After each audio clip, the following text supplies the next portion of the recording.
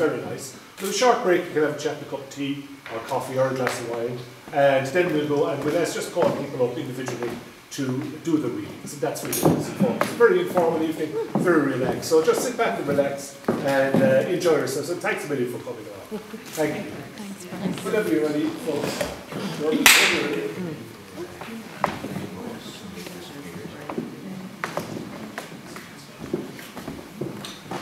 Love me like the words of a poem. Fuck me like Satan wrote them. You tucked me in, I returned the favour. Nothing could touch us except we had never touched.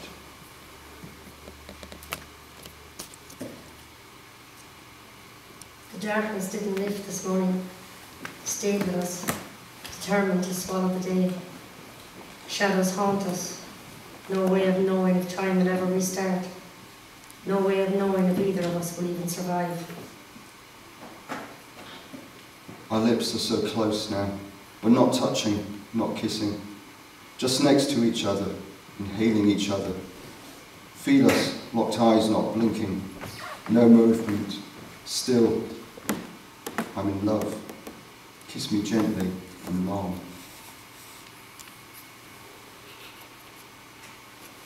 You want to pull me close, but you don't want this moment to end. So real, so intense the way you say my name, the way you reach so deep, the very way you seem to know what I'm thinking. She writes poetry on my skin with her lips, verses of desire engraved across my body. I read them every time she touches me.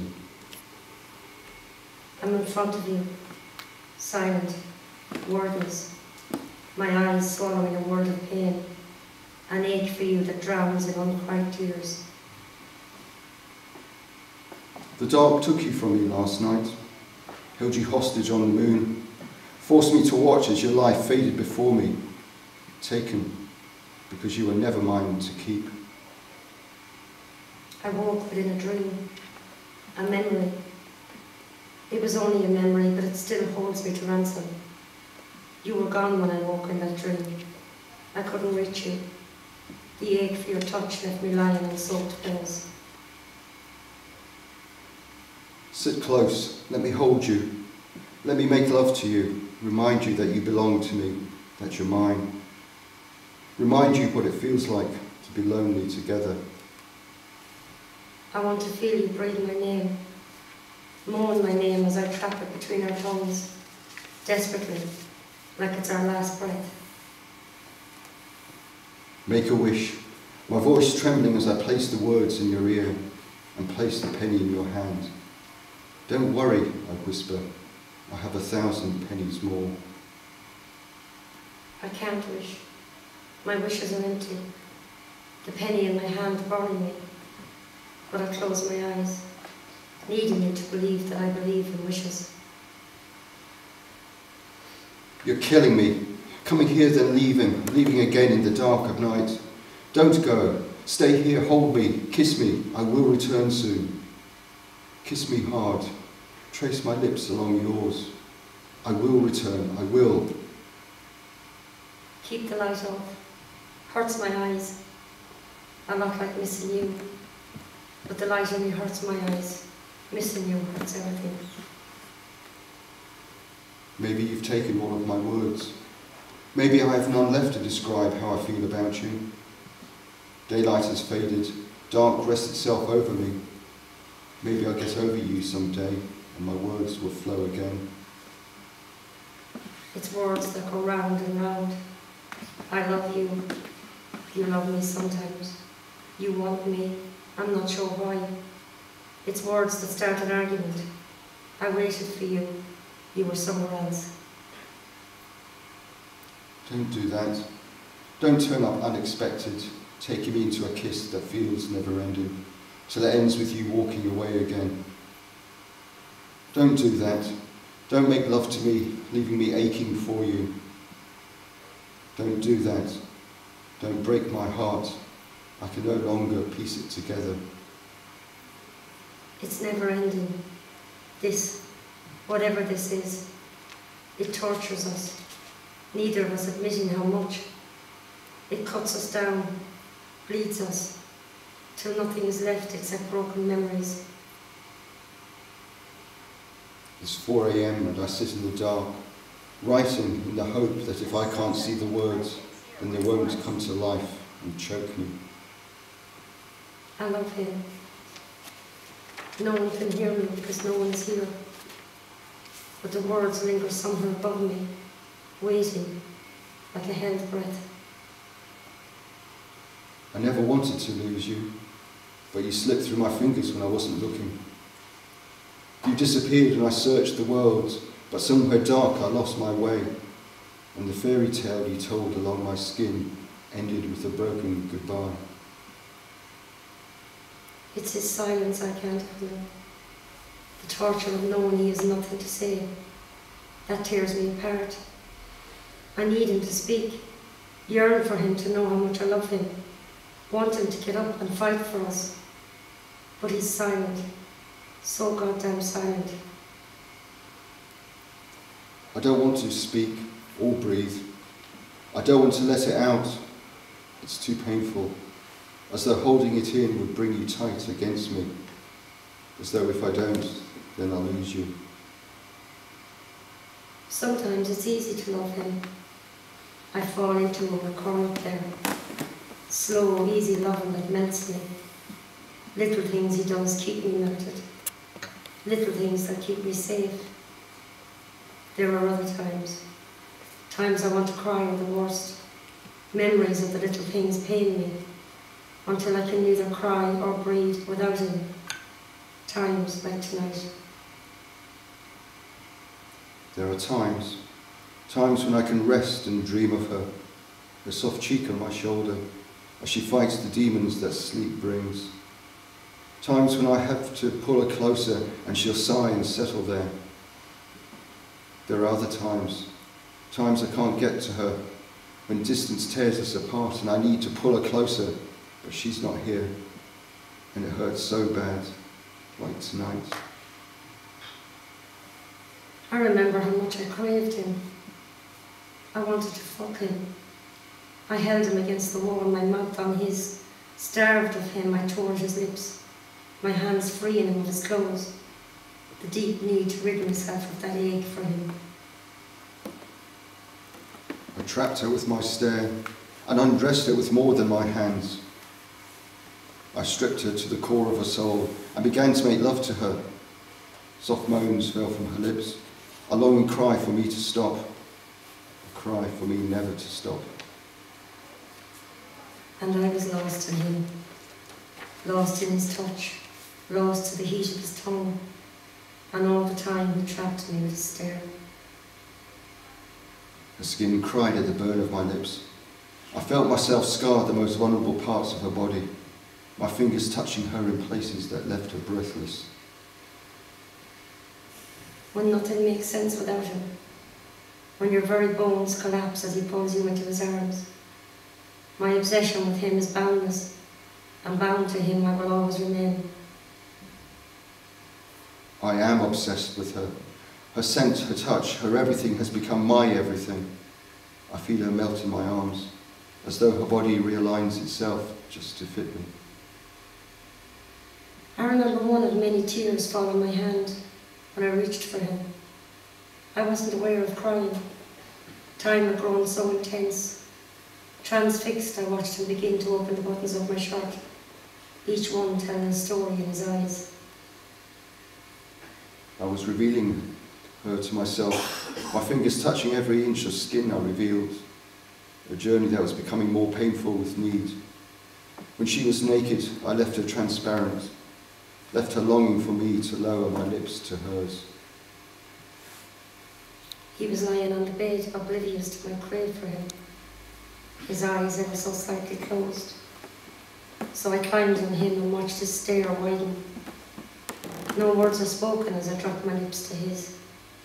A kiss that started gently at first, our tongues beginning to explore each other. His hands are in my hair, on my face, a touch that takes my skin off. Eyes wide open, we fucked with mouths that hunger for the other. a craving so deep that we fall lost into each other. Soft velvet moans leave her every time I touch her, and it leaves me longing to touch her more. Her hands were on me, and I wanted them, running my thumbs up and down the centre of her palms. Lifting them to my lips, I kissed each fingertip, ran my tongue along her wrists, those hands that wrote her name on my bones over and over. I want to tell him, want him to know I'm falling apart, want him to know I need his touch to survive.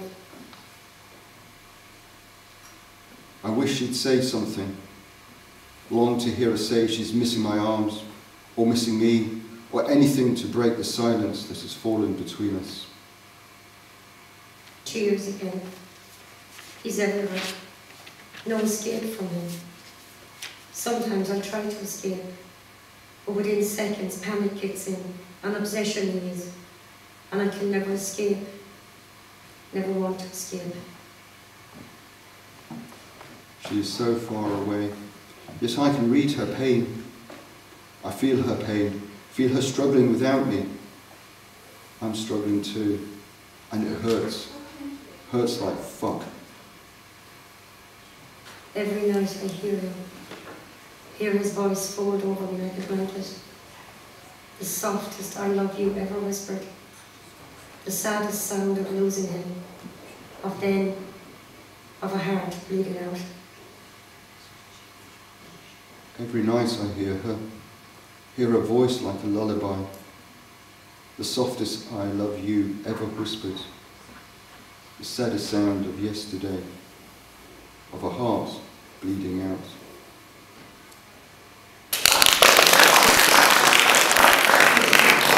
Well, thank you very much, Laura Valkyrie. That piece was entitled Obsession, and I think you'll agree it was very passionate and very, very lyrical piece, and a little unusual for what we usually hear. The first person on my list to start the second half off is Magella Reid. And Magella, as you all know, is a member of the Longford Writers Group, Magella? Yeah, Longford Writers Group, and she's a regular attender at all our literary events, and you're very welcome, Magella. And you're going to read two poems for us called The Neighbour and The Irish Sun. Is that right? That's right. You're very welcome, Magella. The first poem is called The Neighbour, and it's about sitting beside someone on a long haul flight. A long day, a narrow seat, a plane bound to get some heat. My neighbour talked and talked and talked, fruitless conversation, how I wish I could walk. Trapped in idle chatter, my patience near complete, I reached for my gin, and yes, I drank it neat. There were tales of chore, tales of misery, tales of woe. I looked down at my hand, 1 hour gone, only 14 more to go. Oh. The second poem is called An Irish Sun, and it's in honour of 1916. His hair was dark and straight, frayed edges swept over soft green eyes. His red lips quivered slightly as he kissed his mother's tender cheek. A blacksmith's aide learning his trade, he marched to Dublin from the Midlands. Impassioned with the war for freedom, he wore a green cap and carried his pistol proudly. As the sun unfolded on Easter Sunday, our warrior born of 1,000 Sundays of oppression began to unchain Ireland at the GPO. When the day closed on that fateful battle, bodies lay scattered across O'Connell Street. Among them a pair of bright green eyes, looking lifelessly into the fading light. Eyes that would never again behold the Midlands or feel the soft caress of a mother's love. Dreams shattered, but a war soon to be won. Oh. This first poem came after a visit to New York, and it really celebrates the delight of finding something by chance that turns out to be a treasure. And the poem is called Serendipity. Not the dizzy height of buildings, the zippy grid of avenues and streets, the traffic frenzy, multi-ethnic faces, incessant walking feet. the energy, pizzazz, Times Square World Rendezvous, Macy's Retail Labyrinth, enough to know it covers 7 blocks. Not all the pageantry of Central Park or Broadway glitz. To me, this city's gift remains a slender book, pre-used, green-covered, pocket-sized, picked up at a stall on 42nd Street, just as the taxi to the airport came. Such luck. Gitanjali, Song Offerings by Tagore, His Sacred Thirst. Sipping these liquid lotus mysteries, I'm quickened with the pulse that is New York.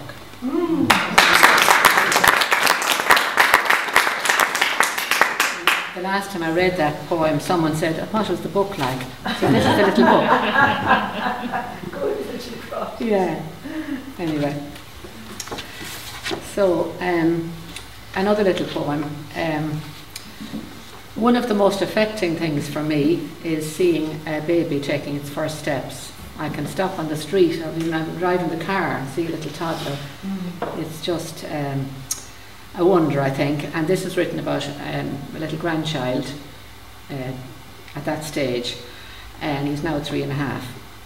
And I call it Everyday Wonder. I watch Luke wobble on his not yet 12-month feet across the well-worn laminated floor. How fortunate I'm here for this. Distracted by things coming into view being just as quickly snatched, his brother Joseph's bugle, his sister's dangling tracksuit string, he totters on, arms raised like wings for balance. Heart-stoppingly, he almost runs to outstrip fear.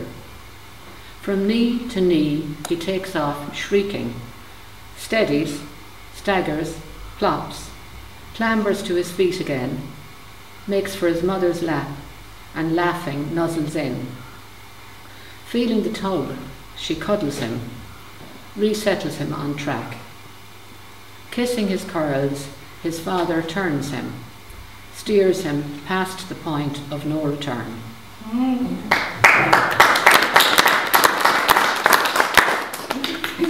And the next one is called St. Bridget's Way. We're still in spring, and it's not that long since St. Bridget's Day. And I don't know if any of you have the custom of leaving out a piece of cloth on the St. Bridget's Eve. It was tied new to me. A tree. Rose has all right. Tied to a tree. Well, this is to be on the doorstep, or at least outside anyway. It was new to me, and this poem came from it. St. Bridget's Way. A group text on St. Bridget's Eve instructed me to leave a piece of cloth out overnight to catch St. Bridget's blessing. Sceptical yet game, I chose a sea green silken scarf with threads of gold, a present from Morocco, sealed in plastic against snail trails, insect traffic, damp. Next morning, walking early through the house, I noticed trucks out front, heard clatters, thuds, loud shouts, a clout of men about to set to work. The path, I breathed. They're going to fix the footpath into town. Elation bubbled. I recalled the date. My doorstep scarf. Vowed to call the path St. Bridget's Way. Mid-breakfast, rising whines outside stirred doubt. A furtive glance confirmed. No gang in sight. An angry blade laid waste a woodland scrub. I quickly put my silly scarf away, glad no one knew how far my wits had strayed. This mind that gallops wildly at a nod lacks Bridget's grit in seizing fields for God. If you know the story of Bridget and the clover. And the next one is written, what would you say, maybe an imitation of a poem by Elizabeth Bishop, who's an American poet and who's on the Leaving Cert programme, or was last year, the last few cycles anyway. And she's written a poem called One Art. And it really appealed to me, and somehow it was chiming in my head to kind of write something similar. So this is what I wrote, and she called hers One Art, and I call this one Take Heart. You get quite used to loss. In fact, things slip away so stealthily you hardly notice their departure. Practice making do with less. Diminished strength, gapped memory. Don't obsess or rave about your fading looks.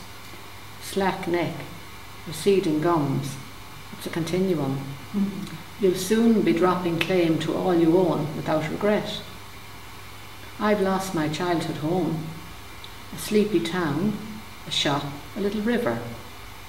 But look, a scenic village holds my tenure now. My early ripples feed a greater river. I've lost my youth and yours. Love's precepts hard to keep. We'll die, of course, but death is not disaster. The bursting bud, unerring sunrise, longing, all attest to life, a fuller life. Birds whistle it. There must be life hereafter.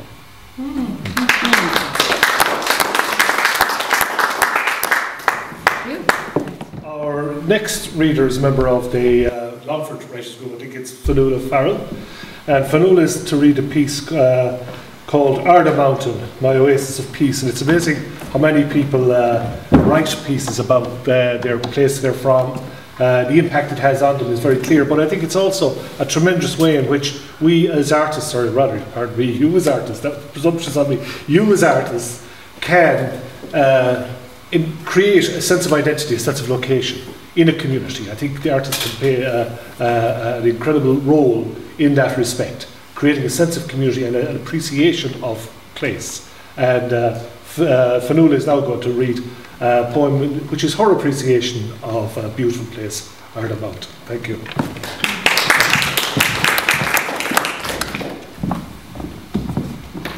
Arda Mountain, my oasis of peace. Within this pleasant and peaceful place, its lovely spirit I do embrace, entirely taken in with the silent fragrance. I inhaled this beauty, I was in a trance. Taking this panoramic view in my stride, would be nice to have someone special by my side. The sun shining in the sky, this vision could make you laugh or cry. The soft wind blowing against my cheek, trickle of water flowing midstream down the creek, etched with the speckle of beauty, those moments were aplenty. Listening to the birds sing, entwined with nature on the wing. Beneath the trees of the dappled shade are hues and tones, my swing, moss and aging cones. Listening stones from ancient times are a silent witness of human crimes. Within my heart, Arda has remained with me, a place so special that it has to be. The next reader this evening is Martina Cooney. Martina, I believe, is a member of the Longford Writers Group and is an emerging writer, and all the more welcome for it. You're very welcome, Martina.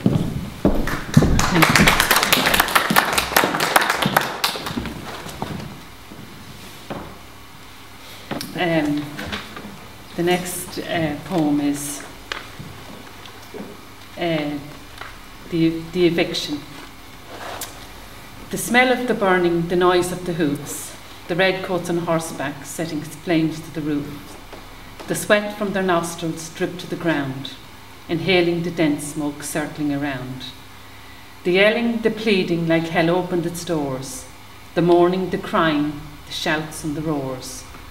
No pity was taken, no mercy applied, for hunger or poverty or people inside.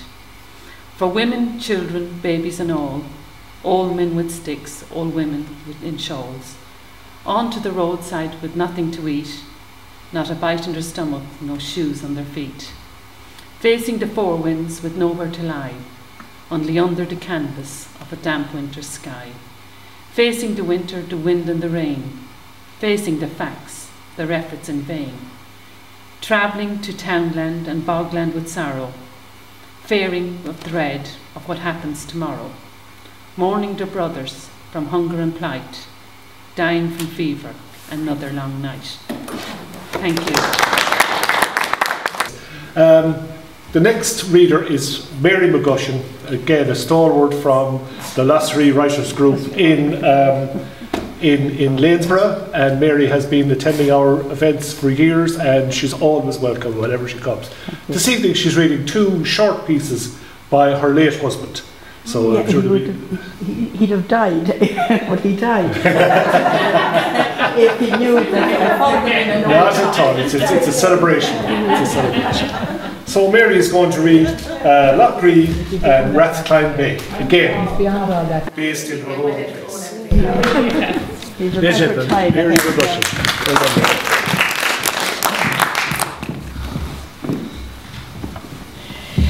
Now the first one, Tom was a Dublin man who loved the country. I think he loved the country more than he loved me, but however, anyway, he loved sitting in the sunshine, watching the sun going down over Lough Ree. May Longford's pride, oft set aside by lesser claims to beauty, still stand before her lovely shore, proclaiming continuity. With learned men of stone and pen from islands past antiquity, and claim again the rightful fen of midland perpetuity. Rathcline Bay. Beyond the straggling sally tree, a dying sun sets o'er Lough Ree, glorious lake of kings. And as the ball of fire sings lore, transfixing with an awesome power, this homing bird still sings. He used to sing as well, but that's it. Our final reader of this evening is Rose Moran, and Rose is known to you all, and she's a committed poet and has at this stage published a number of anthologies and collections of poetry, and a writer that I know is very much influenced by her home and her sense of place and her place of origin. So Rose is going to read some pieces from her latest collection called Meadows of Dispel. Yeah? That's right. Great, you're welcome, Rose. Yes. Thank you very much.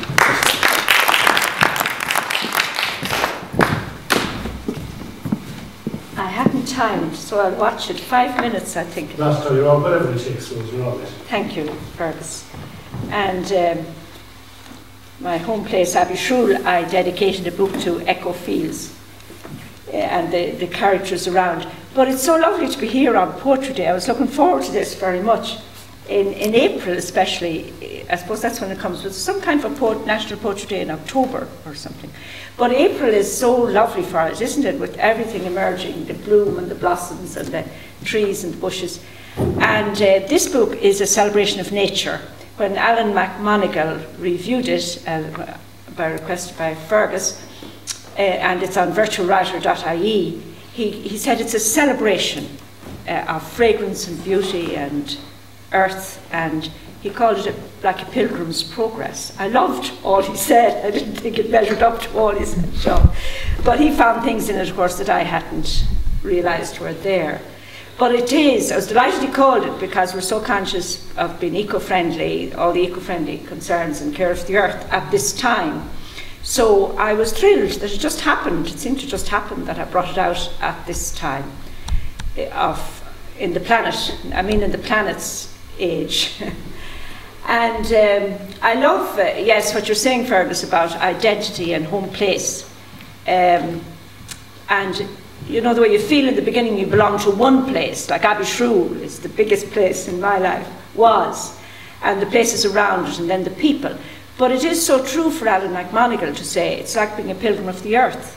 We need to leave home and find our home wherever we are. It seems to me. But this book seemed to be saying, asking myself the question, who am I? In retrospect, I look back and saying, I was really asking, who am I? I'd done one before that, and the Dennis Grigg said, that's a good place to start, the one I did before it. And then I said, yeah, it is like, and poetry helps me do that. I'm sure it helps other writers too. Keep discovering who I am, keep discovering the roots and keep discovering the wings. But there was Earth Day last week as well, which coincided. So I said, oh, this is a kind of coming together in the month that I love a lot, April. Remember, Margaret? Normally your first book was April, something about April. April Promise, yeah. April Promise, that's right. So thank you, Fergus. In fact, I meant to introduce this by, I love the lyrics of Elton John, which always put me in the mood for listening to poetry, being with poetry, celebrating poetry. Now, of course, he sang them, but I like to say them, because I find they identify something for me too. What happens when I give myself to poetry? It goes, I meant to do my work today, but a brown bird sang in an apple tree, and a butterfly flitted across the green, and all the leaves were calling me, and the buttercups, nodding their shiny heads, greeted the bees who came to call. And I asked a lizard the time of day, as it sunned itself on a moss-grown wall. And the wind went sighing over the land, tossing the grasses to and fro, and a rainbow held out its shining hand. So what could I do but laugh and go? So what could we do but laugh and come when Fergus said he had a room, a room booked for Poetry Day? Yeah. So I said that in Arda at the launch of this book, and I said there's a kind of madness about poetry, you know, when you get into it. And Mither, we were talking about Mither there and being mitered, and somebody from the audience said, well, you're in with the right crowd here, if that's what you're after, the kind of madness. Well, this was, the first one I'm reading here is called Beltane with Marianne. Margaret mentioned spring, and we're on the doorstep of summer. The eve of May Day, the old traditional Irish was Beltane, the fires, Tinna, the fires of Bel, the goddess. And in the Leitrim custom, you talked about the custom of Bridget, a Leitrim custom which I learned from Marianne, who's writing about, was to put the summer flowers on the doorstep, front and back. I don't know if any of you have that. The wild flowers for the eve of May Day, Beltane. So, as well as putting out for Bridget, see the seasons, the nature seasons. So I learned this from Marianne, and it was a friend of hers who had missed out on her birthday, and he was home from England, and he said to me, will you come with me to meet Marianne? So this is what I wrote sometime later. Beltane with Marianne. Wildflowers scattered on Marianne's doorstep, front and back, eve of Beltane. Primrose, cowslip, buttercup. Fires lighting, late evening air warm and calm in the townland of Clonfannon. Are you there, Marianne? Are you there? I am. Marianne opens the door, heart welcome smile in eyes of 88 years. One hand leans on her stick, the other on the latch. Come in, you're welcome home. We'll sing the song of my 80th birthday. I can't believe I am still alive. With Irish mist, a health to us three. Rhododendron overhangs the vase on the kitchen table. A toast, if anyone can sing it. Believe me, if all those endearing young charms, you would still be adored as this moment thou art. Eyes and face smile with stories of all the friends and neighbours. You'll be here for my 90th, and we'll sing. There were hard times in the past, but now it's summer again. Marianne says goodbye with a smile. We part. Summer all around her, she celebrates Beltane. That's Marianne. So this book actually, I never know for certain, Fergus, but do you live in the vicinity, you live in the vicinity of Newtown Falls? In the parish, yeah. In the parish, that's what I was thinking. Well, I lived for some years in the parish of Newtown Forbes, and that was my place after Abbeyshrew and Coalhill and Ballymahan and Lanesborough that I came to be a citizen of. So this is celebrating part of Newtown Forbes as well. But the Irish for Newtown Forbes is sometimes called Lisbrack and sometimes Clongesh. Clongesh, yeah. And Clongish, Clongish. the Clongish Football Club. But I was wondering about that word, Clongesh, and when the children, you know, the Texaco art and the children's art for Tidy Towns, they represented it as the meadow of the swans. And I thought, are they mixing it up with geese? But I was thinking of the old Irish literature, and gas is a spell, fui gasa, would be under a spell. So I thought that would be a lovely name for a poem about Clongish, Meadow of the Spell. I thought there was something intriguing about it. But I checked it with Sean Cahill, or Dresden, and these people. He didn't say it wasn't so, but he said, well, you can have your own interpretation. I still like what I interpret it as. So that became the name, and the title poem here is page 26. So in honour of Clongish, 26, and my time there, well, there are a few connected with Clongish and this castle. The Meadow of the Spell. Autumn sunbathes Clongesh, scents meadowsweet, honeysuckle, wild raspberry and thyme. Rabbits race over morning dew, beige calves suck Simmental mother, charolais lick each other. The new moon harvests the light, stretches evening into night against the shades gathering. Body particles store the heat and photosynthesize the energies of sun rays to ward off disorders. The spirit soul holds the resources to balance with the temporal. I can hear a duck laughing. I thought you might laugh. I just read that before I came. So what is it? One more? That's totally whatever. One or two more. I'd like to go outside the island as well. Are you familiar with Clare Island, anyone? This is a short piece. Clare Island, off the coast of Galway, is it? Mayo, that's right. Thank you, thank you, thank you. And there are two great companies, there are two great boating companies, but one's the Pirate Queen, and the other is something about Grace O'Malley. But it was the Pirate Queen that we sailed on Clare Island. She sat on Capnagower stone to let the wide road lorry pass. The little road climbed uphill through the mountain grass. Sunshine bathed the beach below, around Clare Island blue. Big-eyed sheep, all black face, lifted heads to gaze and chew. From Runa Pier, the Pirate Queen sailed the Atlantic waters. She left behind a mainland mind to island walk the hours.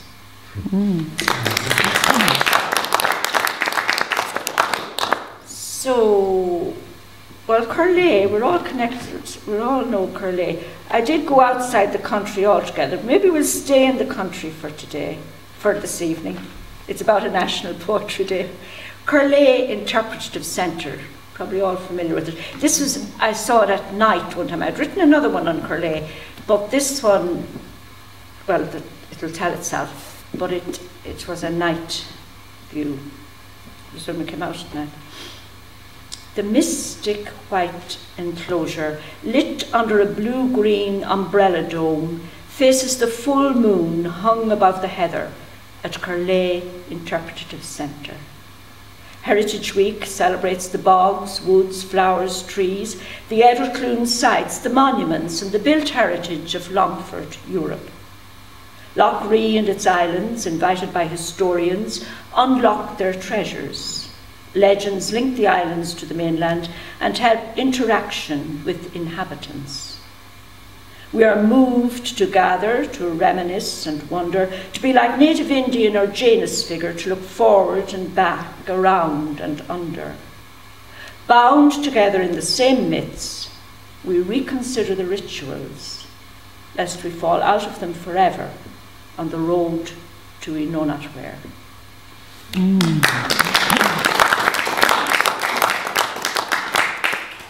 Now I could go Kerry.